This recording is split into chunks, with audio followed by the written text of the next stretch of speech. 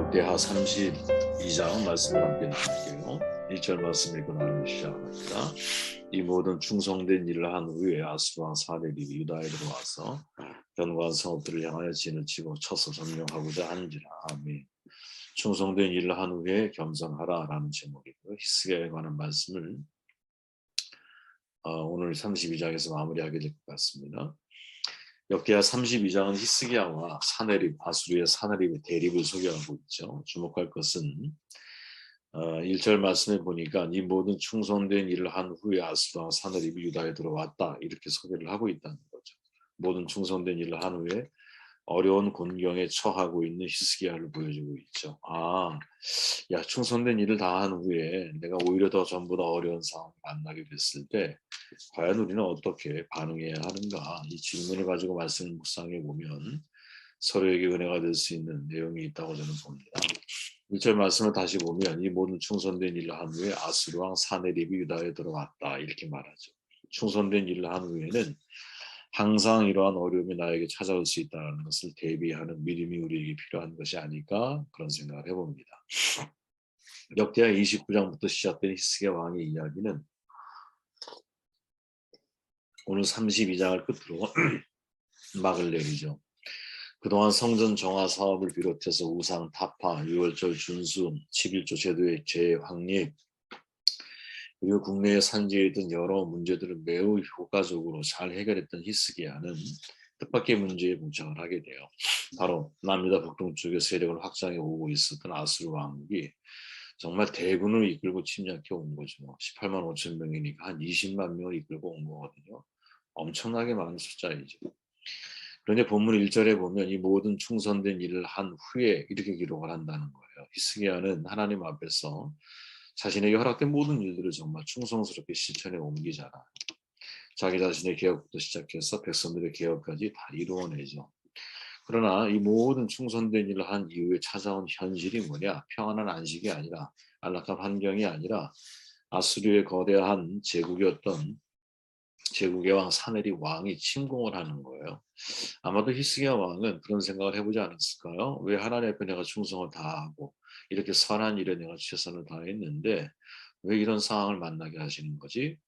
아마 평범한 보통 사람이라면 이런 질문을 분명히 한 번쯤 마음속에 하지 않았을까 싶어요. 히브리 기자가 이런 말 하잖아요. 11장에 보면 아벨은 믿음으로 의로운 자 이렇게 칭함을 받고 에녹은 믿음으로 하나님을 기쁘시게 하는 자 이렇게 인정되었다라고 히브리 기자가 말하는데 근데 뜻밖인 것은 뭐냐면 아벨과 에녹의 마지막 모습이 다르다는 거죠. 아벨은 형 가인에 의해 돌에 의해 죽음을 당하게 되고 에녹은 365년을 살잖아요. 65세 하나님을 만나고 돌이킨 이후에 무두셀라를 낳은 이후에 그 다음에 300년을 하나님과 동행하며 살다가 죽음을 경험하지 않고 승천하죠. 서로 다른 극명한 모습이 전해지고 있어요. 그죠? 서로가 믿음으로 평가받을 때는 한 사람은 의로운 자고 또 한 사람은 하나님을 기쁘게 하는 자라고 그렇게 인증서를 받았는데 마지막 모습은 서로가 분명하게 달라요. 믿음 때문에 이 세상에 여러분 평온하게 살다가 평온하게 떠나는 사람도 있어요. 때로는 믿음 때문에 내가 미움을 받다가 심지어는 죽을 수도 있다는 사실이죠. 이 두 가지의 모습을 우리에게 상반된 모습을 소개하는 이유 중에 하나가 핵심이 뭐냐면 이 둘을 다 고려할 줄 알아야 된다는 거죠. 많은 사람이 행복과 소원 성취를 위해서 믿음을 가지려고 해요. 그러나 그 믿음의 본질에 대한 오해이죠. 자기 소원 성취의 삶을 살아가는 것이 아니라 하나님의 인정을 받는 믿음의 삶을 살아가야 되는 거죠. 히스기야는 하나님께 충성을 다하고 나면 편안한 미래가 펼쳐질 것으로 생각했을지 몰라요. 그러나 삶이란 그렇게 단순하지 않다라는 거죠.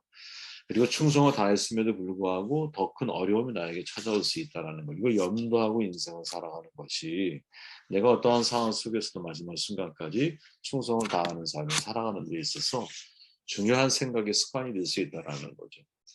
영국의 이제 부족 화가라 그러죠. 온문을 못 써요. 소녀 시절에 다이빙하다가 사고로 사지가 마비가 된 그 이후에 45년 이상을 살아왔는데 조니 에릭슨 타나라고 하는 아주 유명한 화가예요. 복음주의 집회에서 인기 강한 자로도 알려져 있는데 그녀가 그런 말을 하죠. 불행하잖아요. 왜? 10대에 사고를 당해서 그림을 그리는데 입으로 그림을 그려요. 근데 이런 삶을 사는 게 얼마나 불행했겠어요. 그녀가 말하길 뭐라고 말하냐. 말씀이 고난에 관해 어떻게 말하는지에 대한 확고한 시각을 갖지 못하면 고통은 당신의 믿음을 무너뜨릴 겁니다. 여러분 이 말 이해하시죠? 고난에 대한 해석이 잘못되면 인생이 붕괴되게 마련이거든요. 그런 점에서 히스기야의 충성한 이후의 전쟁이라는 상황에 대한 올바른 이해, 이게 우리에게 너무나 중요한 거죠. 베드로가 그렇게 말하잖아요. 선을 행함으로 고난을 받고 참으면 이는 하나님 앞에 아름답다. 선을 행했는데 도리어 고난이 오는 경우, 이거는 굉장히 아름다운 상황이라는 거죠. 네. 그리고 그 고난을 참는 것은 하나님 앞에 참 아름다운 모습이라는 거예요. 바울이 말하죠. 그리스도 예수 안에서 경건하게 살고자 하는 자는 박해를 받으리라. 경건하게 살고자 하면 더 박해를 받게 되는 것이 이 세상의 삶이라고 저는 생각을 하거든요. 그렇게 당연히 충성된 일을 한 후에도 고난이 나에게 찾아올 수 있다는 걸 대비하며 인생을 살아가는 것이 지혜라는 거죠. 한 걸음 더 나아가서 선을 행하다가 고난을 당할 때 알아야 할 분명한 사실이 있는데 이 모든 고난은 그리스도인에게 유익이 된다는 거죠. 바울 사도가 로마서에서 하는 말의 요지가 뭐냐? 우리가 알거니 하나님을 사랑하는 자, 곧 그의 뜻대로 부르심을 받은 자들에게는 모든 것이 합력하여 선을 이룬다. 아멘. 우리 이걸 믿는 거거든요. 우리의 인생의 모든 것, 고난까지 포함하는 거예요. 모든 것이 합력해서 하나님의 선을 이루어 가시는데 전제가 뭐냐? 하나님을 사랑하는 자라는 부분을 주목해야 하죠. 누구에게나 그렇게 선이 이루어지는 게 아니에요. 오직 하나님을 사랑하는 자에게만 그런데 바울 사도는 하나님을 사랑하는 자를 누구라고 부연 설명을 하느냐? 그의 뜻대로 부르심을 입은 자들이라고 말하는 거죠. 질문해 볼게요, 여러분. 그리스도인 하나님의 부르심을 받은 사람들이죠. 여러분 그 사실 믿습니까? 모든 신자, 교회라고 하는 말 자체가 원래 부르심을 받은 자라는 뜻을 가지고 있잖아요. 내가 신자가 됐다라는 것은 이미 하나님이 나를 부르셨다라는 거거든요. 이 말을 뒤집어 놓고 보면 우리는 하나님을 사랑하는 자라는 거예요. 그리고 하나님의 사랑하심을 입은 자들이라는 거죠. 하나님의 사랑하심을 입은 자라고 하는 마음의 확신을 가지고 있다면 나에게 주어져 있는 모든 인생에 합력해서 선을 이루어 나아간다라고 하는 확신과 믿음을 저와 여러분들이 놓치지 않기를 바라요. 7절 말씀을 보면 너희는 마음을 강하게 하며 담대히 하고 아스로 왕과 그를 따르는 온 무리로 말미암아 두려워하지 말며 놀라지 말아라. 우리와 함께 하시는 이가 그와 함께 하는 자보다 크니라. 충성된 일을 한 후에 또다시 충성을 하고 있죠. 히스기야는 아수르 사내립과 대치 국면에서 두려워하지 않아요.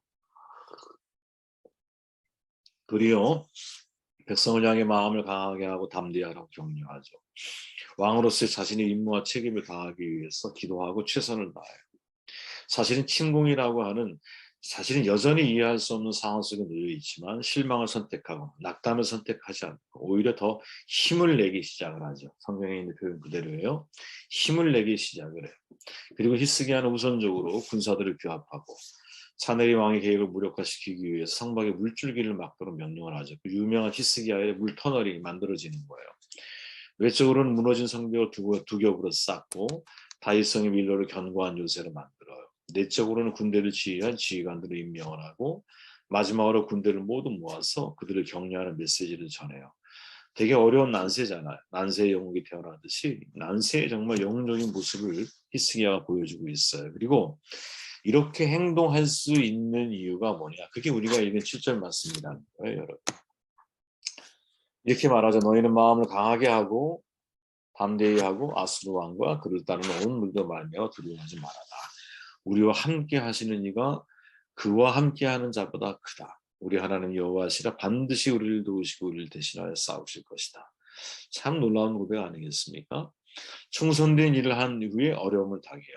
그런데 그 어려운 상황 속에서 또 어떻게 다시 충성스러운 모습으로 히스기야는 서 있다. 여러분 이게 쉬운 게 아니에요. 내가 하나님의 충성을 다했는데 그 다음에 찾아오는 게 사내립과 같은 어려운 상황을 나에게 직면하게 만들어. 그때 또다시 내가 하나님 앞에 충성스러운 모습으로 살아간다는 건 이게 쉬운 게 아니라는 거예요. 그죠? 히스기야 뛰어난 왕이죠. 동시에 신앙의 아주 훌륭한 리더로서 이 위급한 상황 속에서도 당황하지 않고 전쟁을 잘 준비하고 있다라는 거죠. 그는 고백하는 거예요. 야, 국방력이 나라를 지키는 게 아니야.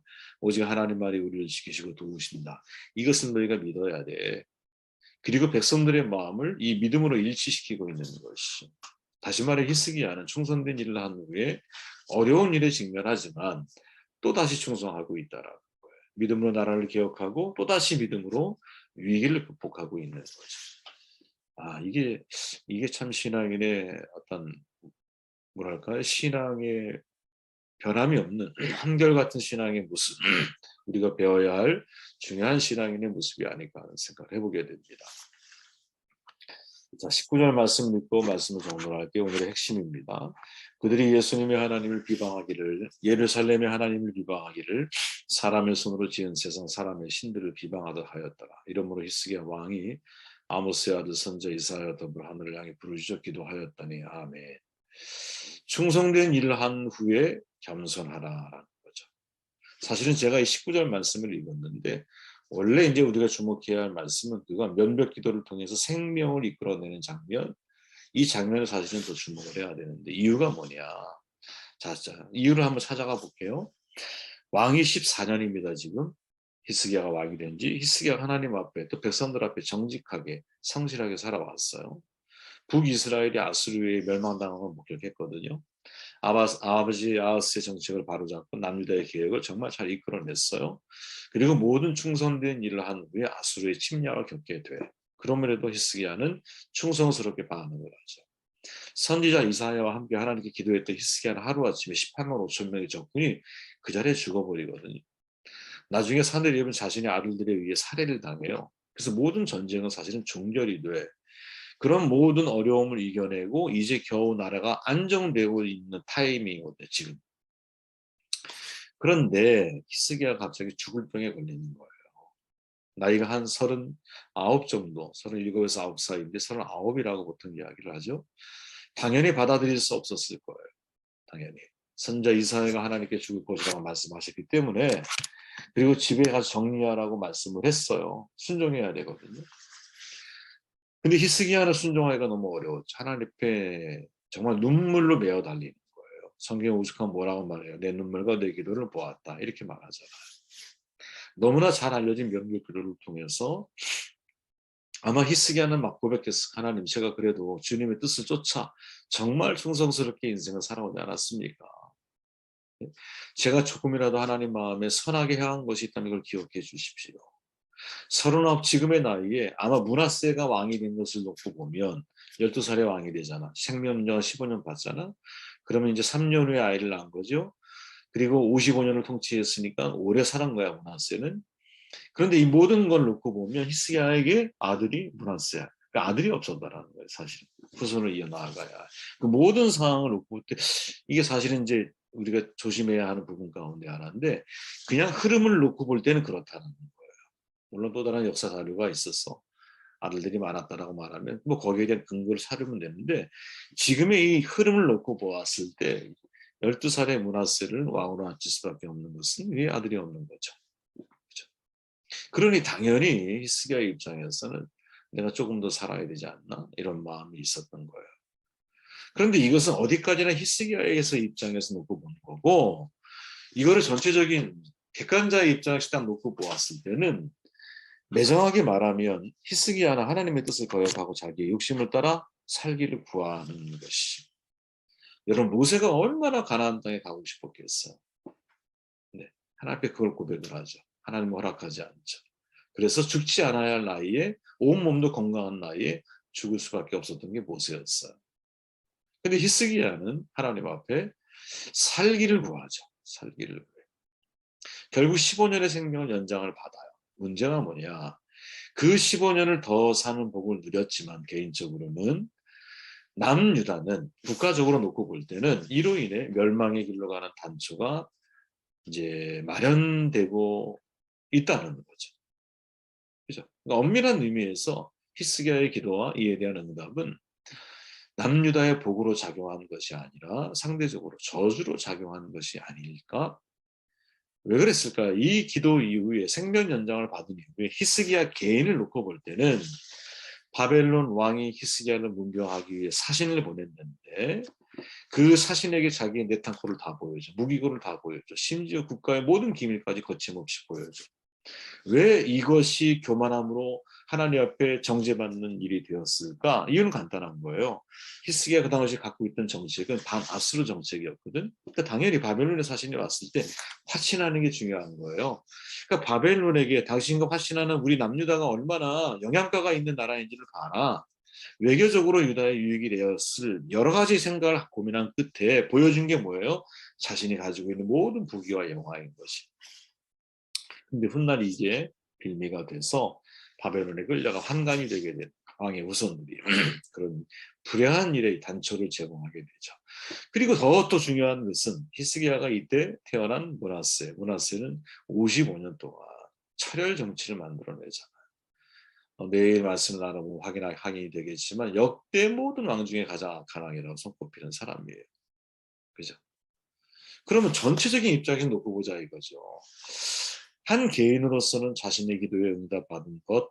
그래서 많은 목회자들이 설교자들이 내 눈물과 내 기도를 보았다라는 말씀 하나 들고 히스기야로 인하여 생명 연장을 받은 이 기도를 우리가 하나님 앞에 기도해야 하는 당위성으로 설명하고 이해시키려고 할 때가 많죠. 그러나 진짜 히스기야의 이 생명 연장을 받은 15년의 이 기도가 성경이 의도하는 이 기도의 내용이 우리가 그렇게 하나님 앞에 면벽기도 생명을 연장하는 것이 하나님의 기뻐하시는 뜻이었을까? 저는 전혀 거기에 동의할 수가 없거든요. 이건 오히려 이제 이런 기도는 드리면 안 된다. 라는 생각을 더 많이 하게 만든다라는 거죠. 비록 기도에 응답을 받았다 할지라도 이 기도는 더 큰 입장에서 놓고 볼 때 차라리 하나님이 내게 주신 섭리를 따라서 죽어야 될 애가 죽는 사람이 되었다면 이스라엘의 역사는 하나님의 방법대로 또다시 지속이 되고 이끌림을 받지 않았을까? 그런 생각을 하게 된다라는 거예요. 어떤 형태로든. 그죠? 어떤 형태로든. 우리가 이제 여기서 주목해야 할 것은 이거는 마치 기복신앙의 입장에서 히스기야처럼 기도하시면 여러분 죽을 병에 나을 수 있습니다. 이렇게 말할 것이 아니라 사실은 이사야 선지자를 통해 네가 이제 죽을 거야. 지금 정리해야 돼. 이렇게 말했을 때 그것을 내가 겸허하게 내가 받아들이고 겸허하게 내가 받아들이고 그죠? 그리고 하나님의 뜻이 이루어지기를 기도하는 입장에서 내가 하나님의 말씀에 순종했더라면 남유다의 미래가 어떻게 달라졌습니까? 그건 아무도 모르는 거죠. 말씀 붙들고 기도하시고 제가 마무리 기도하고